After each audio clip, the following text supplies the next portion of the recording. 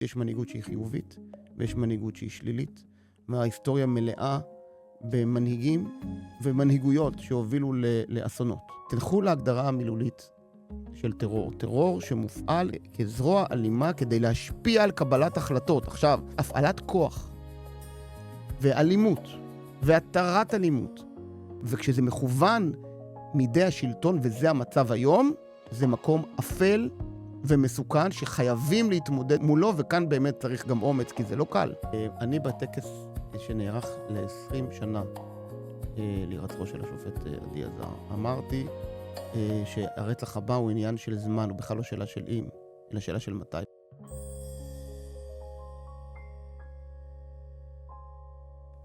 עורך הדין עמית בכר, ראש לשכת עורכי הדין, שותף במשרד עורכי הדין הנודע שין הורוביץ. תודה רבה שבאת, כיף גדול לארח אותך. תודה שהזמנת אותי. הפודקאסט שלנו ידבר על ערכים ושליחות. אני רוצה להתחיל איתך דווקא באיזשהו סיפור אישי. אני לא יודע אם אתה זוכר, זו חוויה שאני פגשתי אותך לראשונה, לפני המון שנים, בבית הקפה, בבית המשפט המחוזי בתל אביב. אני הייתי עורך דין צעיר של עורך דין מנחם רובינשטיין. אתה כנראה יצאת מהפרקליטות, הסתובבת עם ערימה של דפים, ופנית לעורכי הדין ותיקים, ואמרת את המשנה שלך, אני רוצה להתמודד ללשכה, וסיפרת מה אתה חושב. מאיפה היה לך את האומץ הזה? אתה בטח מתכוון לקמפיין הראשון שהתמודדתי לראש מחוז תל אביב. נכון. אני לא יודע, לגבי אומץ, זו שאלה, תתחיל ממנהיגות ונגיע משם לאומץ. הדברים גם קשורים אחד בשני. בסופו של דבר, אני וחברים נוספים זיהינו שלשכת עורכי הדין, אני מדבר על שנת 2019, נכון. וזה היה קצת אחרי פרסום הפרשיות אז של אפי נווה. ובמקביל הייתה גם, אנחנו זיהינו, לא שהיה צריך להיות מומחה גדול לזהות, מסע הולך וגובר של הסתה, דמוניזציה נגד מערכת המשפט, אבל זה היה כאינו כאפס לעומת מה שקורה היום. לצערי הרב זה גם היה קשור גם בהתפתחות מה שנקרא תיקי ראש הממשלה. היה אז שימועים, קדם שימועים, חקירות, והתחילו התקפות האישיות על יועצים משפטיים, אבל זה לא רק קשור לראש הממשלה, זה לא רק קשור לזה. וזה הוביל אותך? וזה בשילוב בפרשיות נווה. שוחחתי עם מספר חברים קרובים, אמרתי, תראו, הלשכה, במקום שהיא תוביל ותנהיג את עולם המשפט, להיאבק בשחיתות, מדהים. היא מחוללת שחיתות, או להיאבק למען הגנה על היסודות של דמוקרטיה או שלטון חוק, היא דה פקטו פוגעת בשלטון החוק. וכשאתה רוצה לשנות משהו, אתה מתמודד. זו הדרך לעשות ולנסות ולשנות. כן, כך התחלתי את הצעדים האלה. מהמם. הרבה אומץ לב, הרבה נחישות וחזון. הזכרת דמוקרטיה. אתה יודע, אני אספר לך אנקדוטה. כשהתלבטתי, כי אני זוכר את הימים הראשונים אחרי הפרשייה, באמת פנו אליי, זה שמור אצלי גם בוואטסאפ, כמה אנשים אמרו לי, תסתכל, אולי תיכנס, תעשה שם מעשה, תתמודד, כי אנשים שהכירו את המחשבות שלי. ואמרתי לעצמי, בשבועות הראשונים, אחר כך של קבלת ההחלטה, זה לקח זמן לקבל החלטה כזאת, שלפני כן לא הייתי פעיל בלשכה. לא הייתי בפרקליטות, הרציתי למיטב זיכרוני פעם או פעמיים בלשכה, בענייני צווארון לבן, מניפולציות בשוק ההון, הלבנת הון, דברים שעסקתי. אבל, ואז אמרתי לעצמי, יצאת מפרקליטות באמת עם הרבה מאוד מוניטין מקצועי, במקום מאוד איכותי ורציני. חזרת מלימודים באוניברסיטה, למדתי בהרווארד. מה לך והלשכה? עם המוניטין שלה, זה לא יפגע, זאת אומרת, זה לא יגרום לי לפחיתות במוניטין שלי, להיקשר בלשכה, והמחשבות האלה חלפו במוחי. אבל א', מעבר לזה העובדה שזה חידד לי את הצורך, כן, שצריך לשנות את הארגון. זה רק דחף אותך. לא יודע אם זה רק דחף, אבל באמת זה הטריד אותי. אבל אז אמרתי לעצמי גם, אתה, בסופו של דבר, התפקיד נקבע על פי האדם שנושא אותו. וזה שבעבר היו כשלים ובעיות, לא יחתים אותך אם אתה תנהג כמו שצריך, ואם אתה תפעל, בעיקר אם תפעל למטרות ערכיות כמו שאתה מאמין בהן. ואז קיבלתי את ההחלטה, יאללה, הולכים על זה. כי יפה. זה לא ללא חשש. אוקיי. והזכרת פה דמוקרטיה וערכים והרבה חזון. והיום יש כלפיך ביקורת מאוד נוקבת. יש אומרים, חלק מהאנשים, שאתה הופך את הלשכה לפוליטית. עכשיו, השאלה שלי אליך, מה התפקיד של הלשכה מבחינה חוקית? אני אענה על זה. קודם כל, תפקיד הלשכה מבחינה חוקית מוגדר ראשית בחוק. סעיף אחד ללשכת עורכי הדין שקובע שלשכת עורכי הדין, הוא אומר, מוקמת בזאת לשכת עורכי הדין, כך זה מנוסח בישראל, היא תשקוד על רמתו, על תוארו של מקצוע עריכת הדין בישראל, וכן בשמירה על שלטון החוק, זכויות האדם וערכי היסוד של מדינת ישראל. זו אפילו תיבה שהיא מעבר היא לא רק משפטית, זאת אומרת, ערכי היסוד של מדינת, היא לא רק שלטון החוק, אנחנו מבינים, ערכי היסוד זה מונח עם מעוף, עם חזון הרבה יותר מאשר רק שלטון החוק. זה בכלל לא פוליטי. רגע, אני אגיע לפוליטי. התחלת בשאלה הקודמת, במהלך שבו החלטתי להתמודד למחוז תל אביב בלשכה. אבל עברו 4 שנים מאז, נבחרתי, עברו 4 שנים מאז, והגענו לינואר 2023. כמו שתיארת, אז יצאתי מהפרקליטות. הצטרפתי אחר כך למשרד שינורוביץ, אבל מה שנקרא בניתי, התחלתי לבנות את הפרקטיקה הפרטית שלי. והיה לי די נוח או מספק לעשות את הפעילות ציבורית כראש מחוז, וזה לצד עבודה פרטית ולצד חיי המשפחה. זה עולם ומלואו. לקחת צעד קדימה את האחריות ולהתמודד לרשות הלשכה, זה עולם אחר לגמרי. מבחינת העומס, והאחריות והקושי. ואת ההחלטה הזאת קיבלתי רק כשראינו את ההפיכה המשטרית. זה לא שלא חשבתי שאני יכול לעשות את זה כשלמדתי את המשימות כראש מחוז, אבל ההחלטה התקבלה רק כשראיתי את הסכנות האיומות שיכולות להתחולל לשלטון החוק, לדמוקרטיה בישראל ולמקצוע עריכת הדין. בתוך זה, בינואר 23, בעצם עם 3-4 ימים אחרי הבחירות, אחרי כינון הממשלה. הממשלה כוננה ב1 לינואר, וב4 לינואר אותו נאום של שר המשפטים, שהיה ברור לכולנו שאנחנו ניצבים בפני משהו אחר, משהו מסוכן, שהוא מסוכן, כפי שאמרתי, גם לזהותה של המדינה, לערכי היסוד של מדינת ישראל, כמו שכתוב בסעיף 1, חוק לשכת עורכי הדין, ולנו כאנשי מקצוע. ואז קיבלתי את ההחלטה להתמודד עם הנפת דגל מאוד ברורה.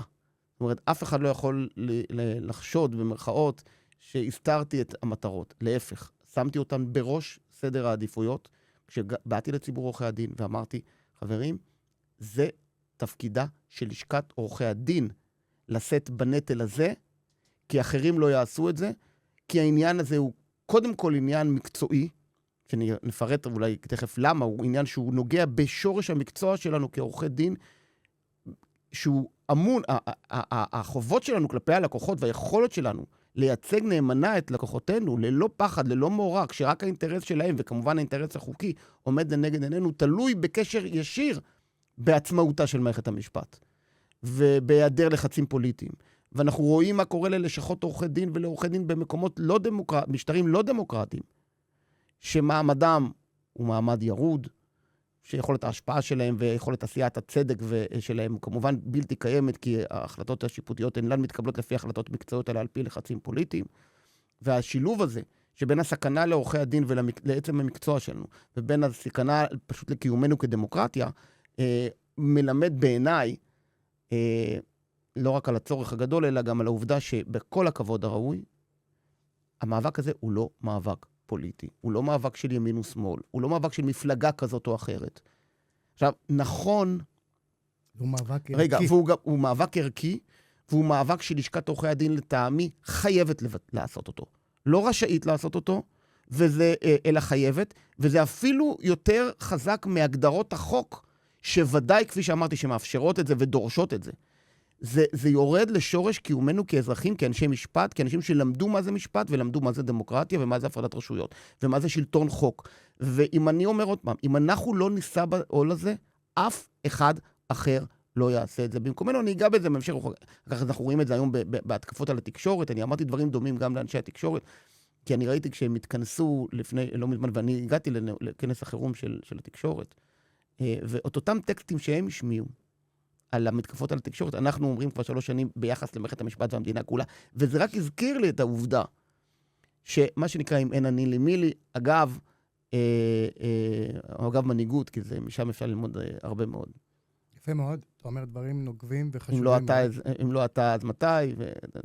אני רוצה לשאול אותך, באופן אישי, אותך, את עמית, לא עורך דין, לא ראש הלשכה, לא המנהיג. איך אתה מתמודד עם הביקורת הזה באופן אישי? אתה לא חושש? בוא נפריד בין ביקורת לבין הסתה, אלימות מילולית, ולעיתים שגולשת לאלימות פיזית. ואני אקדים את המאוחר, אני לא חושש. אבל אני כן חושש מאוד למדינה, חד משמעית. אבל לא לעצמי באופן אישי. אבל בוא נפריד בין הטענה שאיך אני מתמודד עם הביקורת. עם הביקורת אני מקבל באהבה רבה מאוד. את הטענה שזה פוליטי, כפי שאמרתי, אני שולל את הטענה הזאת, אבל אני מקבל את העובדה שאנשים חושבים ככה. ברור לחלוטין שכאשר אנחנו מתנגדים, ואני מוביל מהלך, מינואר 23, נבחרתי ליושב ראש זמני של הלשכה, במרץ 23, ואחר כך ליושב ראש ביוני 23. ואנחנו כבר כמעט 3 שנים בתוך התהליך הזה. וברור אני מוביל מהלך שהוא מתנגד לפרוגרמה מרכזית של הממשלה. ובשנת 2023 עד 7 באוקטובר, זה היה הדבר כמעט העיקרי שהממשלה פוליטית התעסקה בו. אז מובן שזה יוצר גם ריאקציה והתנגדות. וכיוון שאתה מתנגד למהלך של הממשלה, אז באופן טבעי, באופן פשטני ביותר, זה אכן יכול ליפול להגדרה של פוליטי. אבל כפי שאמרתי, זה לא ממקום של פוליטי מפלגתי או פוליטי פסול. ואני גם לא חושב שזה באמת פוליטי, זה התנגדות למהלך של הממשלה, היא נדרשת בעניין הזה, הוא עניין מקצועי וערכי. ולכן את הדבר הזה אני אומר לחברים, אני אומר לאלה שמבקרים, אגב זה לא רק מתוך חברי הלשכה, זה מונע מאותם גורמים שאני מבקר אותם. או לא רק מבקר, אנחנו גם נאבקים, מהלכה למעשה, נגד חלק מהמהלכים, או נגד הרבה מהמהלכים. ואז כתגובה אומרים זה פוליטי, זה פוליטי. שוב, שמירה על שלטון חוק במדינת ישראל איננה מהלך פוליטי, ואני עומד על כך, ומי שמבקר, אני מבין, וגם צריך לשמוע את הקולות. אני גם לא מזלזל בקולות של החברים, מכיוון שכשאתה מתעסק בערכים, ובעניינים הכי רגישים, מבחינה ציבורית, לא, יש דברים יותר רגישים מזה, אבל ברמה האישית, אבל ברמה ציבורית, בפצעים של החברה, בחברה מקוטבת. אז כשאתה עוסק בדברים האלה, נוצר חיכוך. ונוצר חום לא בריא, ונוצרים מתחים, ואילו לשכת עורכי הדין הייתה עוסקת אך ורק בעניינים פנימיים גילדאיים, שגם זה נדרש, לשכת עורכי הדין זה תפקידה לא פחות, להתעסק בעניינים הפרטניים של השתלמויות ורווחה ופנאי ובעלות מקצועיות ודברים שאנחנו עושים הרבה מאוד בלשכה, וקידום נושאי האתיקה. הנושאים הפנימיים שמעסיקים בעיקר את קהילת עורכי הדין, אבל לא רק, אבל גם בעיקר את הקהילה. אז ברור שהדברים לכאורה כביכול הם הרבה יותר על מי מנוחות, ואז אנשים לא מבקרים, אבל בואו רגע נהיה כנים עם עצמנו. קרבות פנימיים בלשכה, ושיסוי פוליטי פנימי בלשכה, היו מאז ומתמיד. רק שהתעסקו בעניינים של באמת לא עניינו לא את הציבור הרחב, גרמו לשחיקה איומה במעמדה של לשכת עורכי הדין בכלל בציבור, וגם לא את רוב ציבור עורכי הדין, וראינו את זה באחוזי ההצבעה. ראינו שכל השנים שהלשכה התעסקה רק באותם דברים ונמנעה מלהתעסק בעניינים הציבוריים הלאומיים, שהיה מונע עליהם בתחום עולם המשפט, לא באופן כללי. כמה אנשים הצביעו ללשכת עורכי הדין? גם אלה שנהנו מאותם שירותים, או שחשבו שזה בסדר, ושאהבו את ההשתלמויות, או את האירועים, או את המסיבות, או את הכנסים באילת, או כל מה שלא. והביקורת על הלשכה הלכה וגברה כל השנים. והערכה של עורכי הדין ללשכת עורכי הדין היא בירידה שנים ארוכות. וזה לא בגלל ההובלה שלי בעניינים שהם לאומיים, ההפך הוא הנכון. זה בגלל שלא עסקו בכך, עסקו לעתים בשטויות, לעתים בריבים מיותרים, ובהדרת כוח אישית של אנשים, וכשהתעסקו בנושאים ברומו של עולם, זה הכל היה מפוזיציה אישית של, נקרא לזה, כוח, כבוד וכסף. ואני חושב שבמהלך שאנחנו עושים, ואני עושה יחד עם חבריי, לא לבד, בשנים האחרונות, הוא מחזק את הלשכה.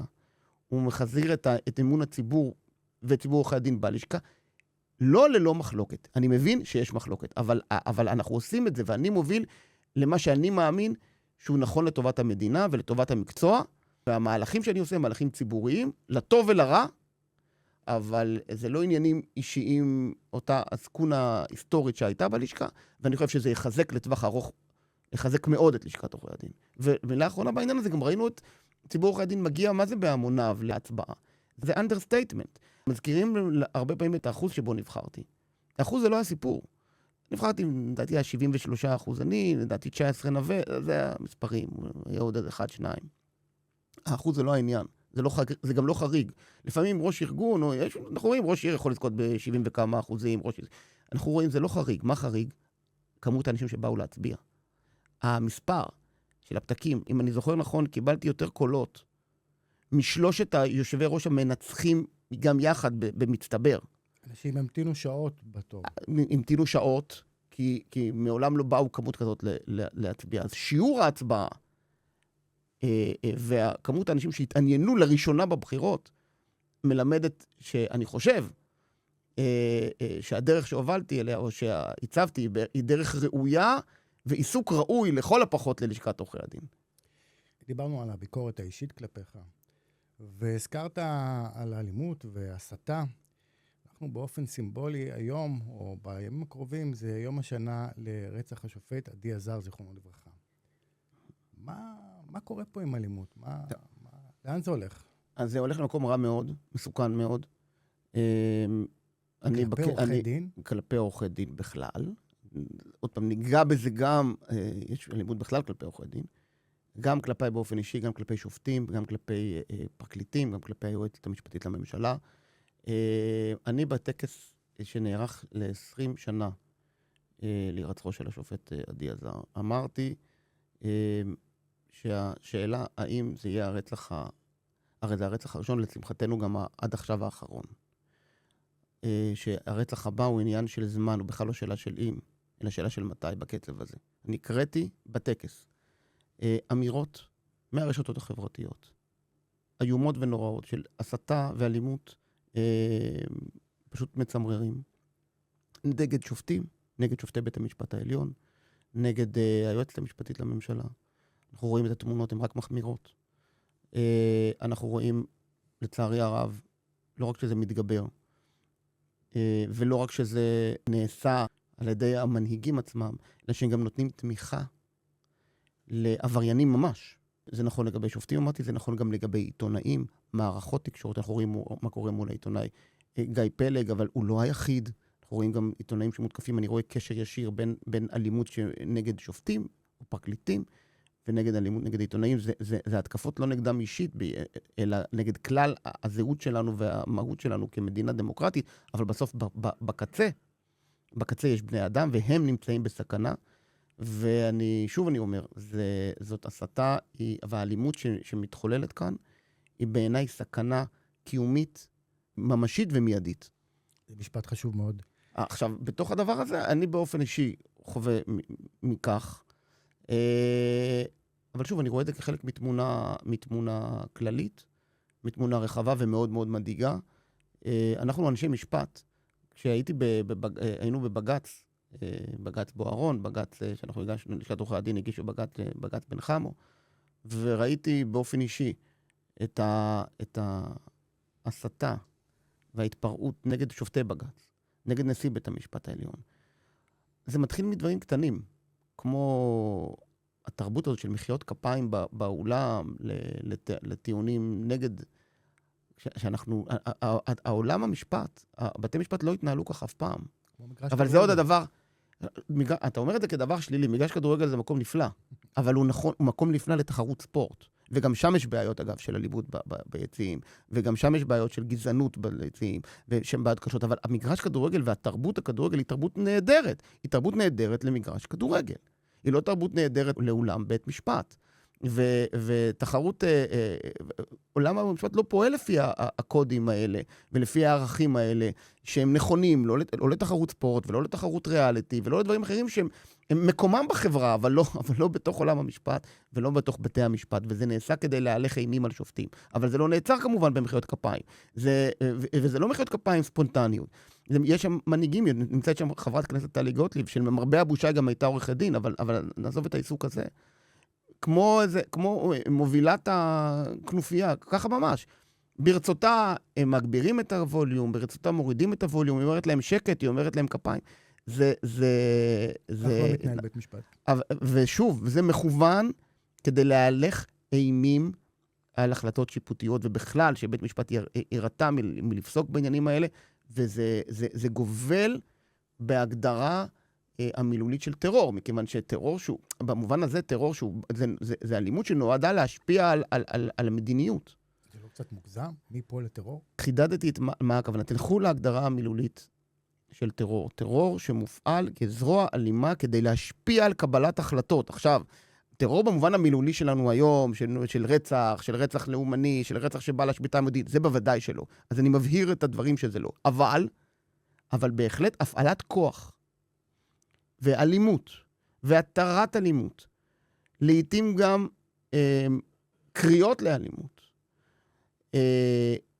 מול בתי משפט, מול עובדי ציבור שאמורים לקבל החלטות, מול עיתונאים, זה אכן הטלת אימה, וכשזה מכוון מידי השלטון, וזה המצב היום, עזוב את ההגדרה המדויקת או המילולית, זה מקום אפל ומסוכן שחייבים להתמודד מולו, וכאן באמת צריך גם אומץ, כי זה לא קל לעמוד מול תופעות שגם מסכנות לפעמים חיים, או חשש לביטחון אישי. אני קראתי עליך באופן אישי. אתה היית לוחם ביחידה מובחרת. אתה היית נשיא אגודת הסטודנטים באוניברסיטה, תואר ראשון, תואר שני בהרווארד. היית עוזר פרלמנטרי, ואפילו שקלת להתמודד לכנסת. התמודדת גם ללשכה די מוקדם. המתמודדים כנגדך היו עם יותר ותק במקצוע. זה נשמע שהזירה החברתית והציבורית בוערת בך. יש לך איזשהו חיידק כזה? אני חושב שכששומעים אותי, מבינים שחלק גדול ממה שאני עושה הוא מתוך ראייה ציבורית, ומתוך רצון להשפיע לחיוב על הזירה הציבורית.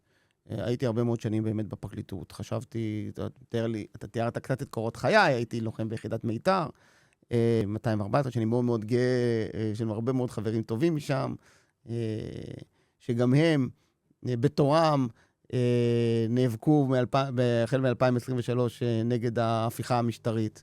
אבל אתה יודע, אכן המשכתי בפעילות באגודת סטודנטים, אני בהחלט מרגיש שזה חלק מהותי, או משמעותי ממה שאני עושה, אבל כל דבר יש לו את העד שלו. כשהייתי בפרקליטות, ברשות ניירות ערך, התמקדתי בתיקים. וזה לא רק בתיקים, זה גם בתפקיד הציבורי של תובע, שהוא מצד אחד לפעול למען האינטרס הציבורי, לעשות את זה ביושר, לעשות את זה עם הבנה שבקצה יש נאשם, שיש לו זכויות. זה לא קל. זה אף פעם לא קל, זה אף פעם לא היה וזה לא יהיה קל. אתה מצד אחד כליטיגטור, אתה רוצה לנצח. מצד שני כפרקליט, כשאתה יוצא לדרך במשפט, להליך של משפטי פלילי, יש לו כמה שלבים. יש את החקירה, ויש לפעמים חקירה סמויה, ואחר כך יש התלבטות אם להגיש כתב אישום, ושלב השימוע, ואז מגיעים למשפט. אבל כשאתה מגיע למשפט, בסופו של דבר, כל עורך דין, זה כמו ליטיגטורים, זה אולי קרב הגלדיאטורים האחרון. אנחנו עומדים ראש בראש, צד אחד מול צד שני, מול שופט, ורוצים להכריע חקירה נגדית, טיעונים. זה לב ליבו של העיסוק, או אחד המאפיינים של העיסוק הליטיגטורי, לא רק של עורך הדין. אבל כפרקליט יש עוד רכיב שחייבים להזכיר לעצמנו, שזה הרכיב של אתה יותר חשוב להוציא את האמת לאור מאשר שתנצח. וזה אומר שצריך לבדוק את עצמך, וזה אומר שצריך לחזור בך לפעמים בהחלטות. ובכלל, מה מותר לעשות כדי לנצח? או מה רצוי, או מה ראוי לעשות כדי לנצח. אז אני מאוד השתדלתי ללכת בדרך הזאת כשהייתי פרקליט, ואני חושב שיעידו על כך הסנגורים שהופיעו מולי, ואני חושב שרוב הפרקליטים שאני מכיר פועלים כך. כלומר, האינטרס הציבורי הוא זה שבוער בך. לא, אז אני אומר, סליחה, אז התחלתי לומר שבנקודה הזאת התפקדתי שם, אבל כפי שאמרתי, די בסמוך לאחר שחזרתי מהלימודים, וכשראיתי את מה שקורה זה הרבה, הרגשתי צורך לחזור ולעשות את אותה פעילות ציבורית, לא יכולתי לעשות את זה בתוך הפרקליטות. זה בער לך. וזה המדינה בוערת לי, כן? אבל תראה, אתה היית בכיר בפרקליטות, סיפרת פה, היית בתיקי דגל של הפרקליטות מול טייקונים, ואתה גם כיום שותף באחד המשרדים המובילים במשרד. אתה מבחינה מקצועית במקום שיכול להיות הרבה יותר נוח מכל הביקורת והמאבק הזה. למה בכלל, למה לך? דיברנו על זה בהתחלה, שאמרתי, מה, ללכת ללשכת עורכי הדין, זה לא, באמת חששתי, אמיתי. חששתי שזה יפגע ברפיוטיישן האישי שלי. ביוקרה נקרא לזה ככה, שהיא מאוד חשובה.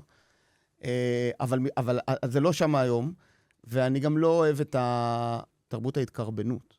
הביקורת היא חלק טבעי משאתה לוקח עמדה, שאתה לוקח מנהיגות, שאתה מוביל, ואתה מנסה לשנות מציאות, ואתה עומד מול כוחות חזקים. מאוד. וזה דבר טבעי לעניין הזה. וזה לא מה אתה צריך את זה. אני מבין את השאלה במקום של, תשמע, יותר נוח להיות רק להתקדם באישי, ורק להיות בפרטי, והיית פרקליט מצוין, ואתה במשרד מצוין, ואתה יכול לפתח את הפרקטיקה שלך ולחיות את חייך בנחת. זה כן. אבל, וזו תמיד דילמה. אם אתה נכנס לזירה הציבורית, מקבל על עצמך את האחריות, או לא. הוא רוצה בזה ומקבל על עצמך את האחריות. אגב, אחת הבעיות הקשות שלנו במדינת ישראל, זה שהרבה מאוד אנשים טובים, במשך הרבה מאוד שנים, נמנעו מלבסס את הקריירה שלהם בזירה הציבורית. הלכו למקום האישי, ההתפתחותי, בהייטק, גם זנחו לא רק בהייטק, או במקצועות החופשיים, במיוחד על אנשים עם יכולות. הזנחנו גם את המגזר הציבורי, גם את הזירה של נבחרי הציבור, את הזירה הפוליטית, ואין וקום. ולתוך האין וקום הזה, נכנסו אנשים שעניינם הוא פחות אידיאולוגיה. לא כולם, אבל על פי רוב. והוא יותר קידום אישי, אני מתכוון בעיקר בתחום של נבחרי הציבור, אבל אנחנו רואים גם שבשנים האחרונות אנשים טובים עוזבים גם את השירות הציבורי. הוא פחות מתגמל, אנשים רצו לפתח את עצמם, היינו במקום, המדינה, שוב, אנחנו כבר לא בשנות הקמה, אנחנו לא באיום קיומי, ורוב האנשים האיכותיים הלכו לשוק הפרטי. ואת הדבר הזה, המחיר הזה אנחנו משלמים, והוא אגב קרקע פוריה. לשחיתות. גם לשחיתות, גם לשלטון שלא עובד בשביל הציבור עבור עצמו, וגם לאן שהגענו בינואר 23. ואגב, גם אחריה, גם באוקטובר, אחרי ה7 באוקטובר, כשראינו שהמערכות הציבוריות ככלל קרסו לחלוטין, ומה שהציע ברמה החברתית, האזרחית, מה שקרה זה שהעם המצוין והכוחות המצוינים מבחוץ, פחות או יותר הרימו פה את העסק. והשירותים האזרחיים בהרבה מאוד תחומים פשוט קרסו. מה שאומר שאנחנו נמדדים לא בטכנולוגיה ולא במקצועיות, אלא בערך המוסרי שלנו, בערכים שלנו. לא צריך לזלזל בטכנולוגיה, גם בערך המוסרי, אבל הטכנולוגיה גם היא באה מזה שהשקענו שנים בחינוך, ושקידשנו את הערכים של למידה. היום הכל זה הפוך, היום תוקפים את האליטות, ותוקפים את המדע, ואת האקדמיה, נכון, מה לא תוקפים? מתוך תפיסה, אני לא משנה איזה תפיסה רעה. אבל לכן, אתה ציינת את ההתלבטות שלי, אז אני קיבלתי את ההחלטה, שאני כן אפעל בזירה הזאת, ויכוונן את הרבה מהזמן, וגם את הקריירה שלי במידה מסוימת, לפן הציבורי, למרות שמה שנקרא יכולתי, כמו שאמרת, להתמיד רק במקום שהיה, על פי קריטריונים אובייקטיביים, מקום של הצטיינות. מה שעשיתי בפרקליטות, ואחרי זה משרד שאני שותף בו וכן הלאה. ואני קורא פשוט לעוד אנשים לעשות את זה. אנשים טובים, מכל עמדות הפוליטיות, שיחזרו להקדיש את חייהם ואת כישרונם בזירה הציבורית. אני רוצה להקריא לך קטע מנאום החלוציות. שאלת בהתחלה מה זה, בסוף תרצה לשאול מה זה מנהיגות, אגב, זה בכל זאת מתמצת את זה. לחלוטין. אני להצטרף לקריאה שלך, באמת, אם יש עורכי דין ששומעים את זה, זה הזמן, בהחלט זה הזמן. אבל אני רוצה לחבר את זה עם איזשהו טוויסט, מה שאתה אומר עכשיו, עם ההיסטוריה. להקריא לך קטע מנאום החלוציות של בן גוריון. לפני קום המדינה, או בתקופת קום המדינה, המון המון המון זמן. והוא אומר ככה, עורך הדין במדינת ישראל צריך להיות מבצר שלטון החוק, מחדיר הוקרת החוק בציבור. רמתם המוסרית והאינטלקטואלית של עורכי הדין תהיה גורם חשוב בעיצוב המשטר המשפטי בחברה. הליכותיו של עורך הדין, שיחו, התנהגותו, כושרו המשפטי והמוסרי, קובעים לא מעט דמותו המשפטי של הציבור. מילים כדורבנות. קודם כל, זה רק האמירות האלה של בן גוריון, קודם כל מזכירות לנו גם מה זה תפקידה של לשכת עורכי הדין, מאששות גם את מה שאני טוען תקופה ארוכה, אגב גם טענו את זה בבג"ץ, במספר הזדמנויות, שבתפקידו של עורך הדין ותפקידה של לשכת עורכי הדין, עורך הדין ולשכת עורכי הדין הם חלק יסודי וקריטי בשרשרת שלטון, לא אכיפת שלטון החוק, בשרשרת שלטון החוק בישראל. זה חלק יסודי ממהותה של ישראל כמדינת חוק וכמדינה שיש בה שלטון חוק. ובתוך זה תפקידו של עורך הדין, ותפקידה של לשכה שמאגדת את עורכי הדין, ושהיא צריכה להיות עצמאית. לא צריך להוסיף על מה שבן גוריון אמר. כי בסופו של דבר, עורך הדין הוא זה שעומד, ראשית הוא זה שעוזר לכל האזרחים לממש את הזכויות המשפטיות שלהם, וכל ההגדרות וכל המטען של שלטון חוק, של זכויות אדם ושל זכויות משפטיות, בא לידי ביטוי בפועל באמצעות עורך הדין. עכשיו, איפה זה קורה בפועל ביום-יום? יש את פרויקט שכר מצווה, ועדות מקצועיות, איפה זה קורה ביום-יום? לא, קודם כל זה קורה מעצם התפקיד של עורך הדין, מעצם הייחודיות של תפקיד של עורך הדין. זה צריך לקרות. זה צריך לקרות ראשית ברמה, נקרא לזה האינדיבידואלית של עורך הדין. כפי שבן גוריון אמר, גם המימד של מה הוא מייצג, הליכותיו, הכבוד שהוא רוכש למוסד ולבית המשפט. אנחנו גם יש לנו את חובות הנאמנות כלפי הלקוחות, וגם את חובותינו כלפי בית המשפט והחוק. אנחנו לא יכולים להפר את חובות הנאמנות, ואנחנו לא יכולים לעשות משהו עבור הלקוח שהוא מפר את החוק. גם זה בכללי האתיקה. האופן שבו עורך הדין גם עוזר לאזרח או ללקוח לממש את זכויותיו, הרבה פעמים מול השלטון. זאת אומרת, כשאזרח יש לו טענה, טרוניה, הוא מרגיש שזכותו נפגעת, הדבר שהוא עושה ממש, זה לקוח מצטייד בעורך דין ומתחיל לפעול בזירה. אין גם אחר שרשאי לייצג בעולמות המשפט מלבד עורך דין. ובזה, קודם כל, הוא תורם לשלטון החוק. כי בשלטון חוק, החוק הוא הקובע, בית משפט הוא הפוסק האחרון, ומי שמתייצב ומייצג, מנסה לממש את הזכויות המשפטיות של האזרח, הוא עורך הדין. ובכך עורך הדין, ויש משולש.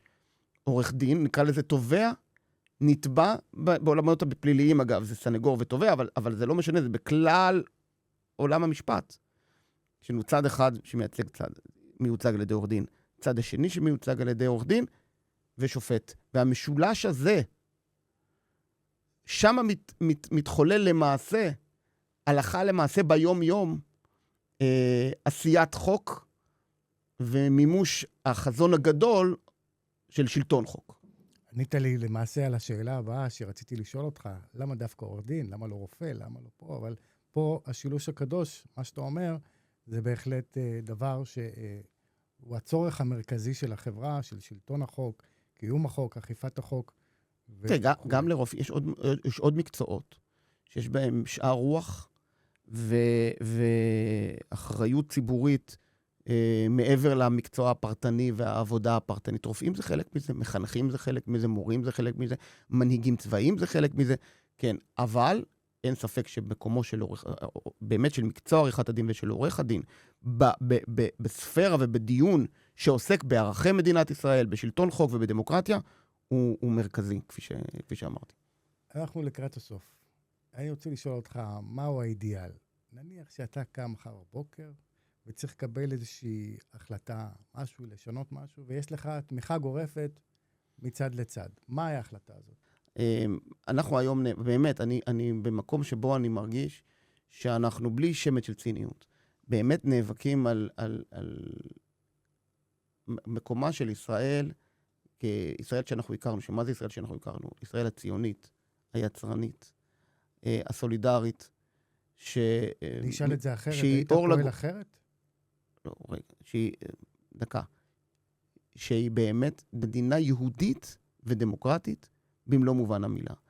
אנחנו במקום לא טוב היום, גם בזהות, בעיניי גם בזהות היהודית. כי כשאני רואה תופעות של אלימות ולאומנות, תופעות שהן גובלות גם בפשיזם לעתים, שנעשות לא פעם, לא רק, אבל גם בשם הדת או בשם זרם מסוים, אני לא חושב שזה משרת את היהדות כפי שאני מכיר אותה. אבל בוודאי שזה גם פוגע מאוד בזהות הדמוקרטית שלנו. ואם הייתי יכול במטה קסם, כמו שאתה אומר, לקבל החלטה אחת, זה לא החלטה, אנחנו צריכים, יש פה שורה של פעולות שצריך לעשות גם במישור המשפטי, גם במישור החינוכי, גם במישור המנהיגותי, מחוק יסוד חקיקה שיוסכם, והסתכלות קדימה על בניית חוקה, וביצור שלטון החוק כפי שהוא צריך להיות, ועצמאות מערכת המשפט. יש כאן שורה של פעולות, אבל הכותרת שלהם זה חיזוק ישראל היהודית והדמוקרטית. אבל יותר מזה, אבל עכשיו קטעתי אותך בשאלה, אז אתה יכול, שאלת ההמשך, כי היא רלוונטית. שאלת ההמשך, אם היית פועל אחרת. התשובה היא לא. זאת אומרת, אני הייתי מאוד שמח שהמציאות תהיה אחרת, אבל שלא היינו במתקפה הזאת, שהיא גם מלווה באינסוף, בשקרים ובדמוניזציה. אז לא, אני חושב שהייתי קם, עושה את המעשה, כפי שעשיתי אותו. ברור שיש הרבה דברים קטנים, גם במהלך יום, גם בקבלת החלטות, וגם לאורך תקופה. שאני יכול להגיד, אוקיי, פה טעיתי, פה הייתי עושה אחרת. בוודאי שיש החלטות כאלה, ומעשים כאלה, כל אחד, גם ברמה הניהולית, גם ברמה המקצועית, גם ברמה של ניהול ציבורי, של הקמפיין הציבורי, האם אפשר כך לסגנן אחרת, ברור שיש. ולחשוב, אדם שחושב שכל מה שהוא עשה הוא 100% צודק, הוא אדם מסוכן קודם כל לעצמו, והוא לא יוכל להוביל תהליכים בריאים. אז אני לא מאלה, אני לא חושב שכל מה שעשיתי הוא שלא טעיתי אף פעם.